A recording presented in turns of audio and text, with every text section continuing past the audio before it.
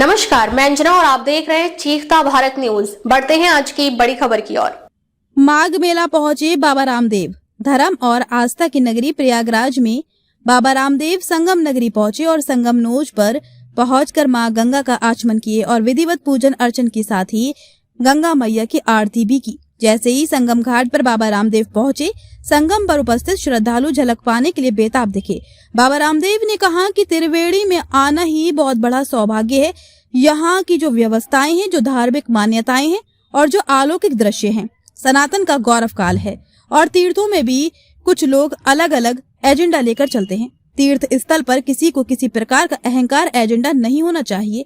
ये बहुत दुर्भाग्यपूर्ण है कि अपने ही संतों को, महात्माओं को अभद्र टिप्पणी करना शंकराचार्य को ही नहीं बल्कि किसी संत को भी शोभा नहीं देता। माघ मेला जप तप तक की जगह है। जिसका अभिमान नहीं गया वह साधु कैसे हो सकता है। उपवरे गिरिनाम संगमे च नदीनाम धिया विप्रो अजायत। माघ मेले में स्नान का, दान का, ध्यान का और यहाँ त्रिवेणी संगम में यहाँ आना ही एक बहुत बड़ा सौभाग्य है। और यहाँ जो एक दिव्य व्यवस्था, एक दिव्य दर्शन और दिव्यानुभूति यहाँ संगम तट पर है। तीर्थराज है हमारा प्रयागराज और इस तीर्थराज के देवत्व को अपने संयम से, अपने तप से, अपने योग से, अपने अध्यात्म धर्म, योग धर्म और राज धर्म को साथ साथ निर्वहन करते हुए जिस तरह से हमारे पूज्य श्रद्धे योगी जी महाराज यहाँ पर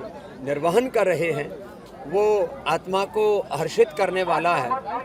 आज यह सनातन का गौरव काल है। देश के श्रद्धेय प्रधानमंत्री जी श्री नरेंद्र मोदी जी के नेतृत्व में जो सनातन को गौरव मिल रहा है और उसमें अपने तीर्थ और तीर्थों में भी तीर्थराज प्रयागराज का यहाँ पर यह माघ मेला और यहाँ पर लाखों जो सनातनी हैं वो तपस्या करते हैं और माँ भगवती की आराधना करते हुए यहाँ संगम तट पर भगवान राम कृष्ण शिव की आराधना करते हुए यहाँ रामत्व को, शिवत्व को, कृष्णत्व को, भगवत्ता को, ब्रह्मत्व को उपलब्ध होते हैं। यह परम सौभाग्य है। आकर के अंतर आत्मा बहुत हर्षित है और यहाँ स्नान किया, पूजन किया। यह हमारा कोई जन्म जन्मांतरों का कोई पुण्य है। महाराज जी, हालिया कुछ घटनाएं सामने, एक घटना सामने मौनी अमावस्या के दिन, उसको किस तरह से देख रहे हैं? क्या ऐसा होना चाहिए था, नहीं होना चाहिए था, क्या कहिएगा?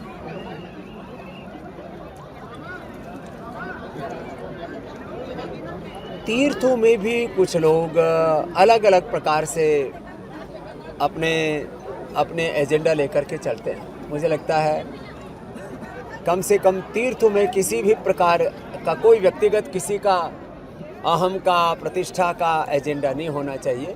हम सब यहाँ तीर्थराज में हैं, माँ गंगा यमुना सरस्वती की शरणागति में हैं।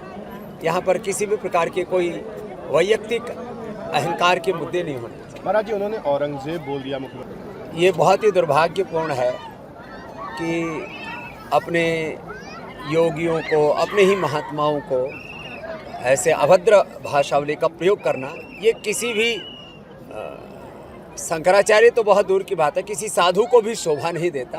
किसी पर ऐसी अभद्र टिप्पणी करना ये बहुत ही निंदनीय और शर्मनाक मैं मानता हूँ। हर आदमी को अपनी मर्यादा, अपनी गौरव गरिमा को खुद ध्यान रखना चाहिए। क्या राजनीति का अखाड़ा बना रखा है माघ मेले को, सनातन को जिस तरीके से बदनाम करने में बांग्लादेश बनाना चाहते हैं क्या? हम तो हाथ जोड़ करके एक ही प्रार्थना करेंगे, माघ मेला जप तप ध्यान भजन के लिए है और निर्माण मोहा जित संग दोषा। हमारे यहाँ पर तो निराभिमानिता ये अध्यात्म की पहली सीढ़ी है। जिसका अभिमान नहीं गया वो साधु तो नहीं। प्रयागराज से राजेश वर्मा की रिपोर्ट।